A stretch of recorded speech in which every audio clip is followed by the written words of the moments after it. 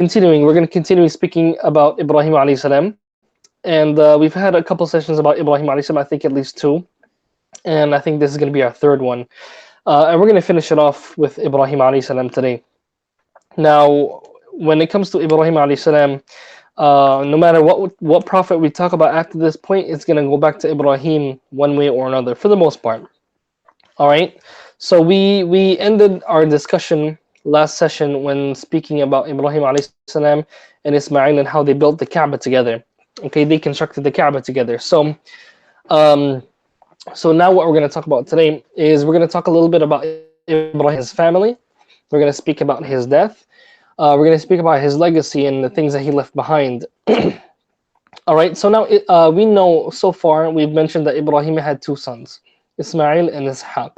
Did he have more sons? We're going to get to that in a bit, inshallah. There's a hadith in Bukhari narrated by Ibn Abbas radiallahu anhu. He said that قد قال كان النبي صلى الله عليه وسلم يعوذ الحسن والحسين ويقول. The Prophet صلى الله عليه وسلم, there's a dua he used to say for Al-Hasan and Al-Husayn, his grandchildren. Al-Hasan and Al-Husayn, his grandchildren, they were the sons of Ali and Fatima, right? Fatima bint Muhammad radiallahu anha. And the Prophet sallallahu alaihi wasallam, there was a dua that he used to make for his two grandchildren.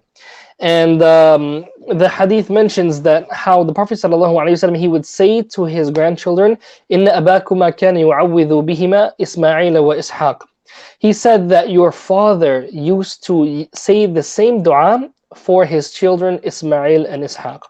So the Prophet Muhammad sallallahu alaihi wasallam would say a dua, and he would ask Allah subhanahu wa ta'ala to protect his grandchildren with that dua.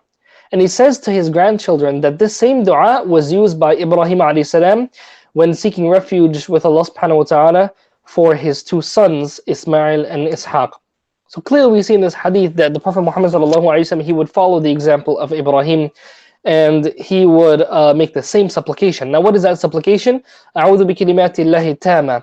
I seek refuge with Allah subhanahu wa ta'ala with his perfect words.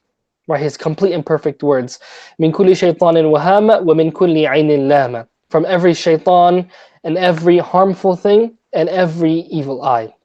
So this is the dua that the Prophet ﷺ would make for his children. I mean, I think we all should try to learn this dua and recite it for our children, so Allah Azza wa Jalla can protect them.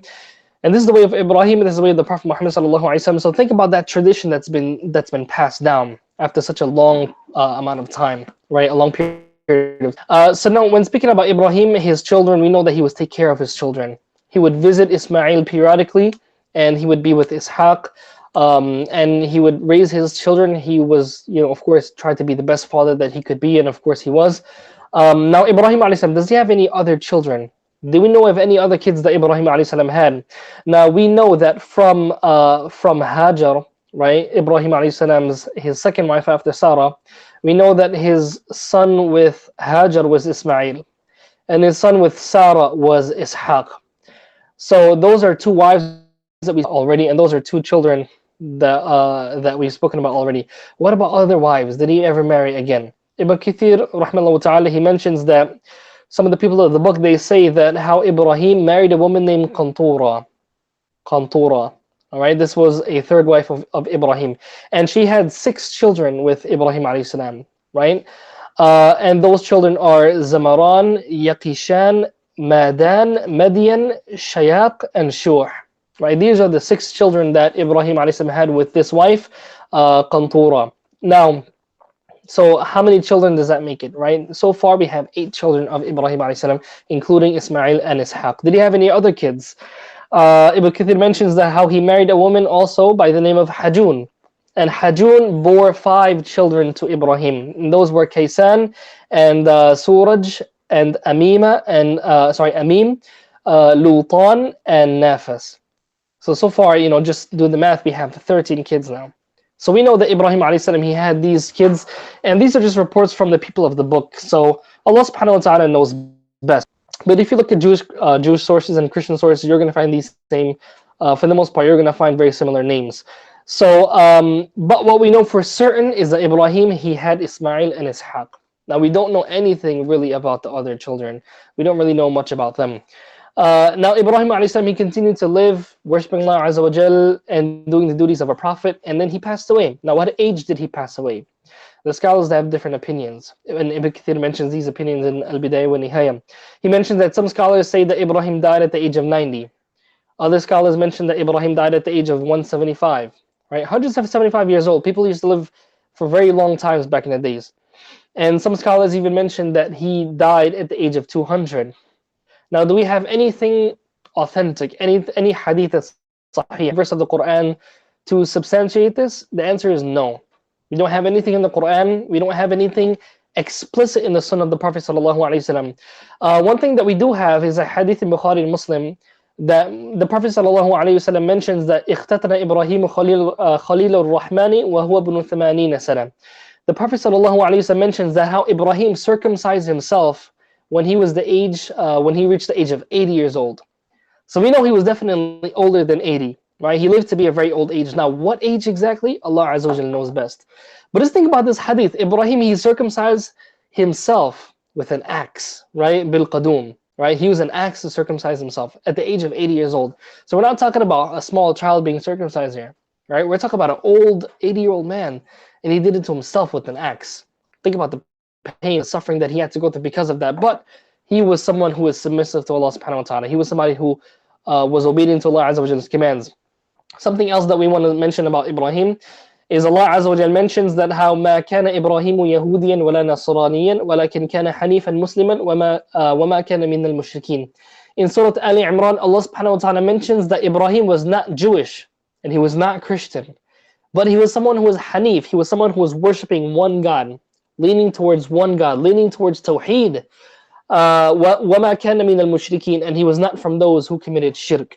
So Allah subhanahu wa ta'ala makes this very clear that Ibrahim was not a Jew, he was not a Christian, right? But he was a Muslim, someone who submitted to Allah Azza wa Jal. There's a verse in the Quran from Surah Al-Baqarah where Allah subhanahu wa ta'ala mentions إِذْ قَالَ لَهُ رَبُّهُ أَسْلِمْ قَالَ أَسْلَمْتُ لِرَبِّ الْعَالَمِينَ. When his Lord said to him to submit, he said, I have submitted to the Lord of the worlds.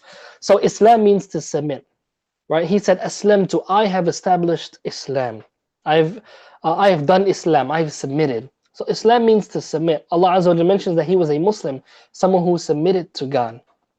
All right. So, even if you look at perhaps the Christian doctrine of the Trinity, I don't think you're going to find any of that in the biblical reports of Ibrahim alayhi salam, that he would ever believe in any of the tenets of the Trinity. You're not going to find that, right? That's why Allah subhanahu wa ta'ala mentions that ثم أوحينا إليك أن اتبع ملة إبراهيم حنيفا. Then we've revealed to you, O Muhammad sallallahu alayhi wasallam, to follow the way of Ibrahim, Hanif, worshipping one God. وَلَمْ يَكُنْ مِنَ الْمُشْرِكِينَ, from those who committed shirk. Very clear in the Quran, right? So Ibrahim alayhi salam, he was not a Jew and he was not a Christian. However, we do have an issue. We find that the Christians, they claim Ibrahim alayhi salam to be, I guess, a father of their faith. Do as well. All of these three religions, Islam, Judaism, and Christianity, they all claim to go back to Ibrahim alayhi salam. And people, they refer to these religions as Abrahamic religions. Some people, they say that Islam, Judaism, and Christianity, they're Abrahamic religions.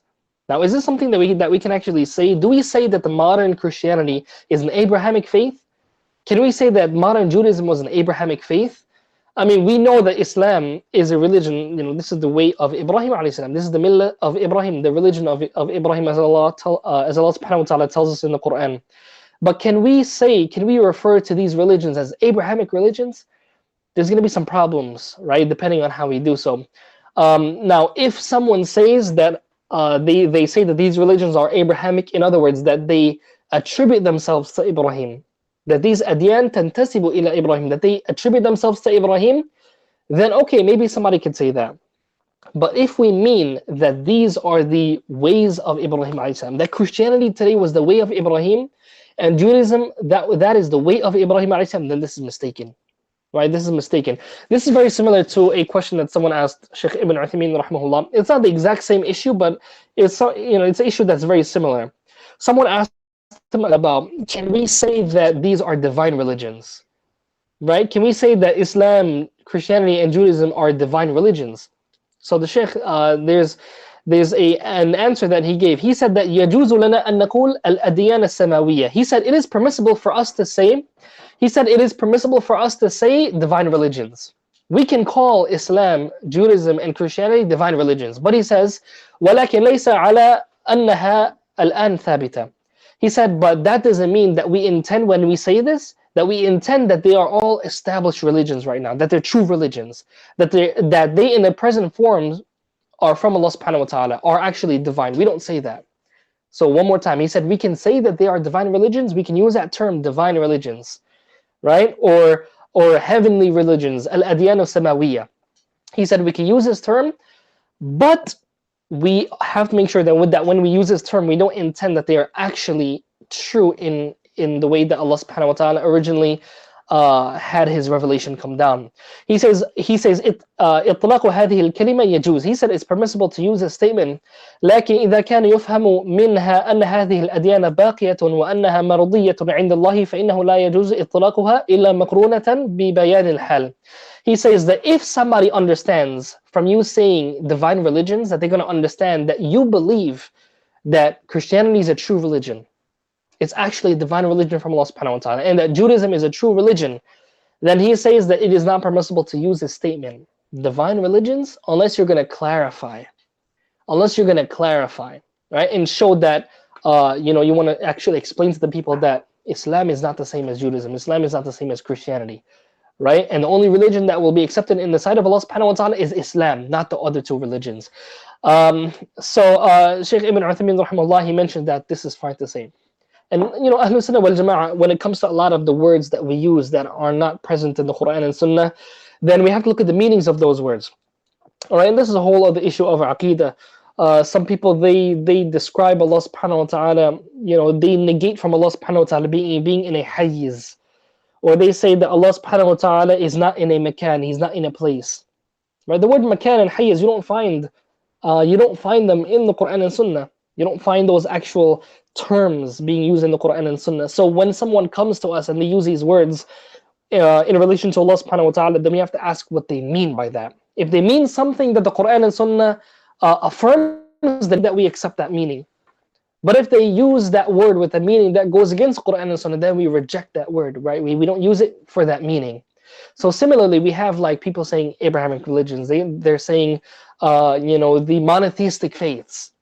Okay, if you mean by that these religions claim to be monotheistic, then okay. But if you say that they're monotheistic in them actually being monotheistic, right? Then that's a serious problem. So as Muslims, my advice is just to it's best to use this term, right? If you feel uncomfortable using it, or if you don't want to clarify, you just want to be as clear as possible, then that's fine. All right, it's just best to stay away from it. But we have to realize that Ibrahim alayhi salam, Prophet Muhammad sallallahu alayhi wasallam, he came to clarify the message of Ibrahim, right? To show that Ibrahim alayhi salam was upon tawheed, all the other prophets as well. All right, and perhaps a lot of people when they use Abrahamic faiths, some people they had this idea that we want to mesh all of the religions together. Some people believe that that it's fine, it's perfectly acceptable in the sight of Allah subhanahu wa ta'ala to be a Jew. And it's perfectly acceptable in the sight of Allah Azza wa Jal to be a Christian and to be a Muslim, and all are fine. Right? We got to be very careful, because Allah Azza wa Jal clearly states in the Quran, in Surah Al Imran, Ibrahim was not a Jew and he was not a Christian. And there's a lot of implications if you become a Christian, if you become a Jew. Right? You can't be a Muslim and a Jew at the same time. Those are two things that are going to get against each other. Right? There's certain things that are if you want to hold that opinion. Right? But some people, perhaps, they're trying to push an agenda. So when they refer to Islam and Judaism and Christianity, they use the term Abrahamic faiths to show that, they're all the religions of Ibrahim. And that meaning, we don't accept as Muslims. May Allah subhanahu wa ta'ala give us understanding. I mean, now, in terms of the virtues of Ibrahim, what are some of the virtues of Ibrahim that we know about? Allah Azza wa Jalla tells us in the Quran, "Inna Ibrahim kana ummatan." Now, in terms of the virtues of Ibrahim, Allah mentions that Ibrahim was a ummah. Ibrahim alayhi salam was an ummah, and the scholars of tafsir, they said that this means a qudwa, like Ibn Kathir and others. That it was an ummah, meaning an example. One of the meanings of the word ummah can be an example. And there's other meanings of the word ummah in the Quran. It doesn't always mean like the Muslim ummah, the nation, like that. right? It can have other meanings. So Allah mentions, Inna Ibrahim, indeed Ibrahim, kana, was an ummah, an example, right? Allah subhanahu wa ta'ala then says, qanitan lillah, he was devout to Allah Azza wa Jal. Anything Allah subhanahu wa ta'ala commanded him to do, he would submit right away. Some of us, we have to understand the wisdom behind it, right? We have to, we have to be comfortable with it. We have to make sure that it coincides with our feelings. If we're cool with it, Ibrahim alayhi salam, he wasn't like that. As soon as the command came to him from Allah subhanahu wa ta'ala, that was it. He's gonna submit, right? There was no ifs. Some of us, perhaps sometimes we may debate or we may feel lazy sometimes. But Ibrahim alayhi salam, he was qanit. We ask Allah subhanahu wa ta'ala that he makes us all qanitin. Ameen. And Allah Azza wa Jalla then mentions Hanifan. He was Hanif, and Hanif is someone that is leaning towards the worship of Allah subhanahu wa ta'ala. Somebody who is a muwahhid, worshipping one God, ma'ilan an shirk, turning away from shirk completely. That's who Ibrahim alayhi salam was. So there was no polytheism in the way of Ibrahim. So if there's somebody that's claiming to follow the way of Ibrahim, but then they're making partners with Allah Azza wa Jalla in ways that Allah subhanahu wa ta'ala didn't permit, then they're clearly mistaken.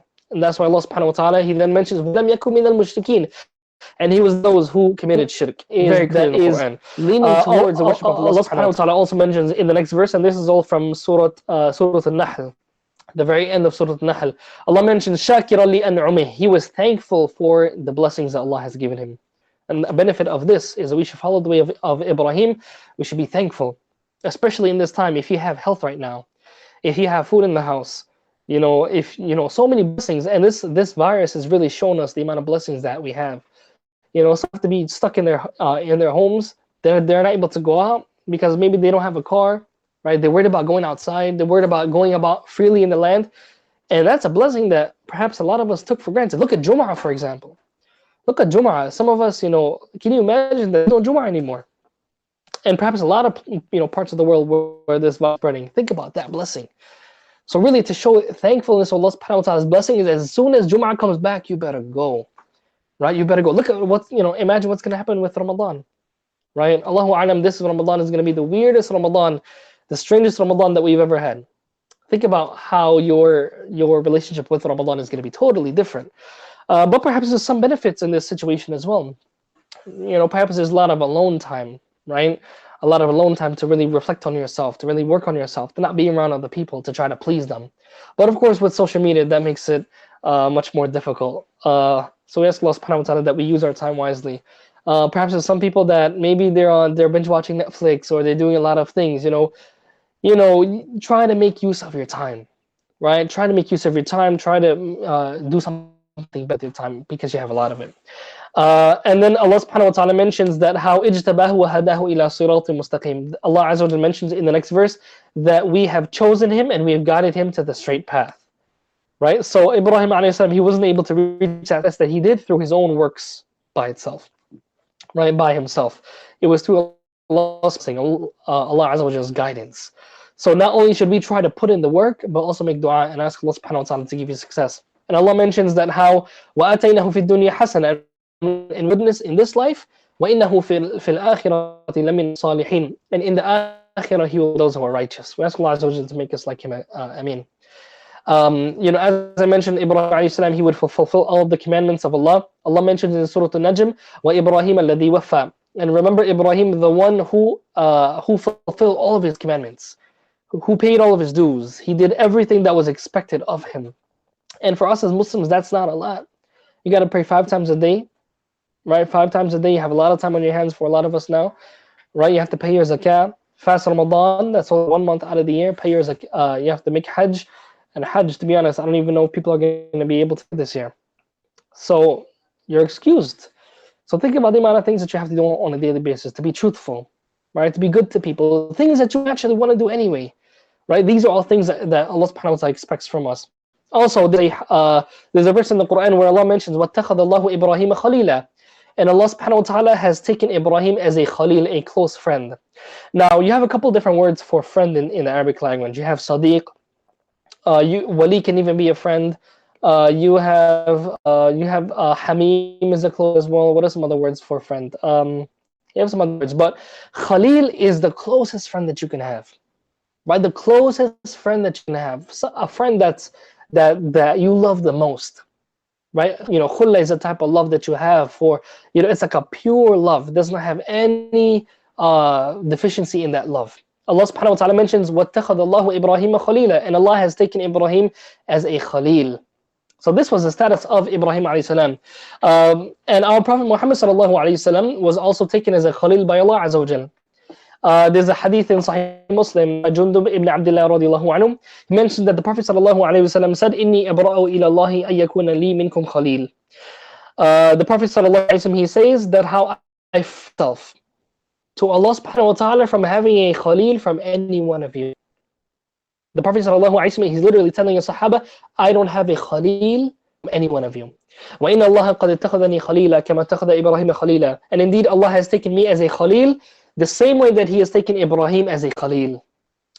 And then he says, وَلَوْ كُنْتُ مُتَّخِذًا مِنْ أُمَّتِي خَلِيلًا. And if I were to take any khalil from my ummah, any close friend from my ummah, لَاتَّخَذْتُ أَبَا بَكْرٍ خَلِيلًا. I would take Abu Bakr as a khalil. Right? I would take Abu Bakr radiallahu anhu as a khalil. But he didn't. Why? Because Allah subhanahu wa ta'ala has already taken him as his khalil. So out of all of the prophets, we only know of two prophets that we can say are the Khalila ar-Rahman, are the two close friends of ar-Rahman. And those are Ibrahim alayhi salam first, and then Muhammad sallallahu alayhi wasallam. Now out of all of the prophets, the best out of all of the prophets, the most virtuous out of all of the prophets is Muhammad sallallahu alayhi wasallam.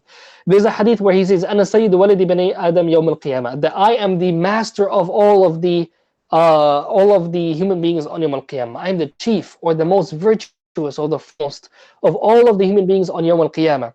So our Prophet Muhammad sallallahu alayhi wasallam is the greatest of all of the human beings and the greatest of all of the prophets. Ibn Kathir rahmallah and other scholars, they mentioned that after Muhammad sallallahu alayhi wasallam is Ibrahim. He's the greatest prophet after Muhammad sallallahu alayhi wasallam. And just look at the Quran, look at the impact that he with, and that it should be clear why that is. Right, why that is the case. In this hadith, when the Prophet ﷺ mentions that he doesn't have a Khalil of this ummah, we see the virtue of Abu Bakr. He says that if I were to take a Khalil from my ummah, it would be Abu Bakr. But he didn't take Abu Bakr. Right, so like nobody has that status of being a Khalil of his except Allah subhanahu wa ta'ala. But if he were to take a Khalil, it would be Abu Bakr, no one else. So think about that, that close relationship that the Messenger sallallahu alaihi wasallam he had with Abu Bakr. And Abu Bakr was his companion in the cave, right? His best friend and his most loyal companion and follower. So these are just a couple things that we know about the virtue of Ibrahim alayhi salam. Also, we see that Bani Israel, a lot of people, they don't understand who we're referring to when we say Bani Israel. Bani Israel, most of the prophet, Bani Israel it's an ethnic group of, these are tribes of people that existed before. Of course, you have a lot of people today that claim that they are from Bani Israel, that they're descendants of Bani Israel. We're not going to get into that now. But Bani Israel literally means, like, what are we talking about when we say Bani Israel? Bani Israel come from Ibrahim alayhi salam. They're from his descendants. How so? Bani literally means the children of, and Israel is a person. So Bani Israel literally means the children of Israel, or the children of Israel. Who is Israel? Israel was a name that Allah subhanahu wa ta'ala, he calls Yaqub within the Quran. And Ash-Shawkani, he mentions in Fath al-Qadir, many of the scholars of tafsir mention this. In fact, Ash-Shawkani mentions that this is ijma' of the scholars of tafsir, that Israel is Yaqub. Now what does Israel mean? Ash-Shawkani rahimahullah, he mentions that how Israel, it's made up of two words. Shawkani mentioned that Isr means slave, and Il is the word that those people would use for Allah subhanahu wa ta'ala. So Israel means a slave of Allah. This was a title given to Yaqub alayhi salam. So when we say Bani Israel, we're talking about the children of Yaqub. So what are some of the prophets from Bani Israel? You had Musa, Harun, Eesa, Dawood, Zakareeya, Yahya, you have Sulaiman, and most of the prophets of the Quran are from Bani Israel. They're from the children of Yaqub. Now who's Yaqub? Yaqub is the grandson of Ibrahim, right? Ibrahim had a son named Ishaq, as we mentioned, and Ishaq's son is Yaqub. All right, so Bani Israel are literally the descendants of Ibrahim alayhi salam through his grandson Yaqub. All right, so that's the significance of Bani Israel. And as I mentioned, there's many du'as that Ibrahim would make for his children. Right? He would make du'a for Ismail and Ishaq. There's other du'as he would say, رَبِّ اجْعَلْنِي مُقِيمَ الصَّلَاةِ وَمِن ذُرِّيَّتِي. He would say, Allah, make me an establisher of the prayer as well as my children.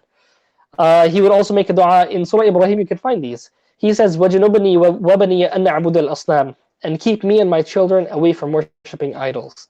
So there's many du'as that he has made for his children. So because of all of those supplications, Allah subhanahu wa ta'ala blesses him or has blessed him through his descendants. And that's why we have, it's really amazing to think about that amount of blessings that Allah subhanahu wa ta'ala gave him through his du'as alone. And that's why never underestimate the power of du'a. Right? Allah subhanahu wa ta'ala sent so many prophets as a result of his supplications. Now Bani Israel, there's a lot of verses in the Quran where Allah Azza wa Jal has mentioned that He has chosen Bani Israel over all of the creation. Allah subhanahu wa ta'ala has favored those people in their time over the entire creation. Allah mentions in a verse in the Quran, He says, وَلَقَدْ اخْتَرْنَاهُمْ عَلَى الْعَالَمِينَ, and we have favored them over all of creation. So that nation that Allah subhanahu wa ta'ala has sent from the descendants of Ibrahim, they were the best nation. Allah subhanahu wa ta'ala favored them. They were the best people, most beloved people to Allah Azza wa Jal. There's a verse in the Quran where Allah mentions, Ya Bani Israel. Allah addresses Bani Israel. اذكروا نعمتي التي أنعمت عليكم وأني فضلتكم على العالمين. Remember the favor that I have given you, and remember that I have favored you over all of creation. Allah mentions, وَلَقَدْ آتَيْنَا بَنِي إِسْرَائِيلَ الْكِتَابَ وَالْحُكْمَ وَالنُّبُوَّةَ, and we have certainly given Bani Israel revelation and authority, al-hukm wal-nubuwwah, and prophethood. وَرَزَقْنَاهُمْ مِنَ الطَّيِّبَاتِ, and we provided them with good things. وَفَضَّلْنَاهُمْ عَلَى الْعَالَمِينَ, and we preferred them over all of creation. Allah subhanahu wa ta'ala gave them a huge status. And Allah sent them prophets after prophets. Allah mentions, وَلَقَدْ آتَيْنَا مُوسَى الْكِتَابَ وَقَفَّيْنَا مِنْ بَعْدِهِ بِالرُّسُلِ. Allah mentioned in Surah Al-Baqarah, we have certainly given Musa the book, the revelation, and we have sent prophets one after another. So every time a prophet would die, Allah would send them another prophet. And that would continue. But Bani Israel, they became very, very rebellious against Allah, very disobedient. Allah mentions that أَفَكُلَّمَا جَاءَكُمْ رَسُولٌ بِمَا لَا تَهْوَى أَنفُسُكُمُ اسْتَكْبَرْتُمْ وَفَرِيقًا كَذَّبْتُمْ وَفَرِيقًا تَقْتُلُونَ. Allah subhanahu wa ta'ala mentions that whenever a messenger comes to you, you're arrogant, right? You're arrogant, and some of them you kill, right? You imprison some of them, and then you kill others. So Allah subhanahu wa ta'ala mentions that how they would kill their prophets. Imagine that. And Allah subhanahu wa ta'ala will give them chance after chance, chance after chance. And then Allah subhanahu wa ta'ala finally sends to them the last messenger and the last prophet, and that is Eesa alayhi salam. Before there was Zakareeya, before there was Yahya, before there was other prophets, there were other prophets. The last prophet Allah Azza wa Jalla sends to Bani Israel is Eesa alayhi salam, Jesus Christ, right? Eesa al-Masih. And Allah subhanahu wa ta'ala mentions about Eesa that they tried to kill him as well. وَمَا قَتَلُوهُ وَمَا صَلَبُوهُ. They did not kill him, nor did they crucify him.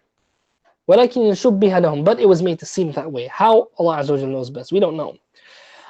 So Eesa alayhi salam was the last prophet. The last chance that they had was Eesa alayhi salam, and they blew it.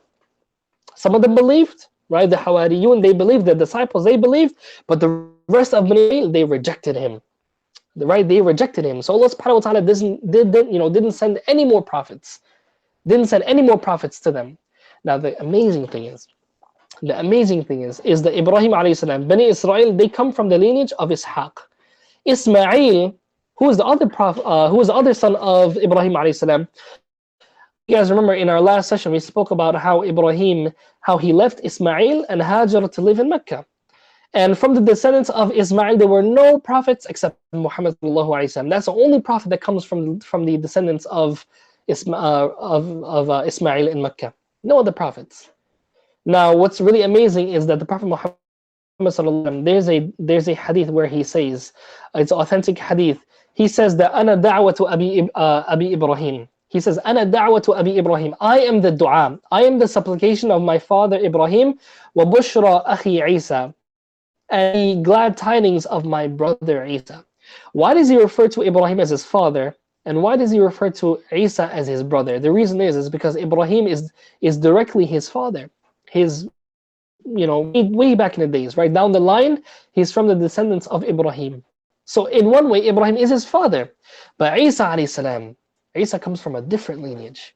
Isa alayhi salam comes from the lineage of Ishaq, and the Prophet didn't come from that lineage.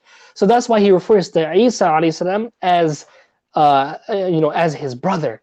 So he says that I am the supplication of Ibrahim, and I am the glad tidings of my brother Isa. Now, what does he mean, the glad tidings of Isa? There's a hadith, Salman al-Farisi rahimahullah, there's a hadith where he says that the period of time between Isa and Muhammad sallallahu alaihi wasallam was 600 years. And the Prophet Muhammad sallallahu alaihi wasallam, there's also a hadith in Sahih Muslim where he says, "Lays walaysa bayni wa baynahu nabi." The prophet between me and Isa. Allah didn't send any prophet to mankind between Isa and him sallallahu alaihi wasallam. So Allah Azza wa Jal, He sends Muhammad sallallahu alaihi wasallam. Now, when he says, "I am the du'a of my father Ibrahim," what does that mean? Which du'a did Ibrahim alayhi salam make? Now, what's really cool is that when Ibrahim and Ismail, when they were building the Kaaba, right? When they were building the Kaaba, they make a du'a. And Ibrahim and Ismail, they say, "Oh Allah, send from our children, our progeny, our descendants, make from our descendants ummatan muslimatan lak." An ummah that is submitting to you. An ummah that is submitting to you. Ibrahim and Ismail are making this dua, not Ishaq. Ishaq is somewhere else. He's in Asham. Ismail, perhaps Allahu Alam, if he was born at that time. So Ibrahim and Ismail are making this dua. There's only one nation that comes from the descendants of Ismail, and those were the people at the time of the Prophet sallallahu alaihi wasallam, the Sahaba. Think about how amazing that is, right? That entire deen, this entire religion, everything we have, the Quran, the Sunnah, everything is through a dua of Ibrahim alayhi salam. Think about how beautiful that is. And of course, I'm sure you guys would all agree that the greatest blessing that Allah Ta'ala has given us is that He has made us Muslims, and that's all through Ibrahim alayhi salam. So think about the status of Ibrahim. He plays an integral part in all of our lives. That's why in every single salah we say, "Allahumma salli ala Muhammad wa ala ali Muhammad kama sallaita ala Ibrahim." Oh Allah, send praises upon Muhammad and the followers and family of Muhammad, just as you would send praises upon Ibrahim and the family and followers of Ibrahim. Think about that. Every salah you mention Ibrahim's name. Why is that? It's because it's through his efforts that you are here as Muslims. Right? And of course, all from Allah subhanahu wa ta'ala, all from Allah Azza wa Jalla's guidance. So we ask Allah subhanahu wa ta'ala that we're grateful and that we understand the stories of the prophets, and that we put these stories into practice, and that we follow these prophets. Allah mentions in the Quran, after mentioning a bunch of prophets, after mentioning many prophets, Allah Azza wa Jalla mentions أُولَٰئِكَ الَّذِينَ هَدَى اللَّهُ. In Surah Al-An'am, He says, those are the ones that Allah has guided. فَبِهُدَاهُ مُقْتَدِهِ. And with their guidance, follow. So inshallah ta'ala, we're going to stop here, and we have Salat al-Maghrib. So hope that everybody takes this opportunity to make their salah, and I will see you guys next time inshallah ta'ala. Subhanakallahumma wa bihamdik, nashhadu an la ilaha illa ant, nastaghfiruka wa natubu ilayk. Wassalamu alaikum wa rahmatullah.